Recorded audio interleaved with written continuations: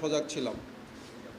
আজ 24শে এপ্রিল আনুমানিক দুপুর 2টায় আমাদের চকপাড়া সীমান্তের 184 মেইন পিলার থেকে আনুমানিক 1000 গজ বাংলাদেশের অভ্যন্তরে শাহবাজপুরের কয়লাবাড়ি ট্রাক টার্মিনালে এলাকায় আমাদের চৌকস টহল দল অভিযান পরিচালনাকালে দেখতে পায় দুজন বেসামরিক ব্যক্তি দুটি প্লাস্টিকের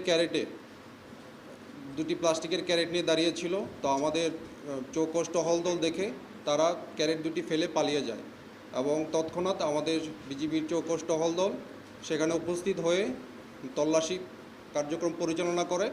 তল্লাশি করে দেখতে পায় একটি ক্যারেটে লাল টেপে স্কচ টেপে মোড়ানো 99টি ককটেল এবং আরেকটি ক্যারেটে 40টি পেট্রোল বোমা দেখতে পাই এবং আমরা পেট্রোল বোমা এবং দেশীয় ককটেল দেখতে পেয়ে আমাদের টহল দল আমাদের সীমান্ত ফাঁড়িতে নিয়ে যায় এবং আমরা এই আটককৃত ককটেল এবং বিস্ফোরক দ্রব্যাদি আজ আমরা শিবগঞ্জ থানায় জিডি করত হস্তান্তর করা হবে। ধন্যবাদ সবাই।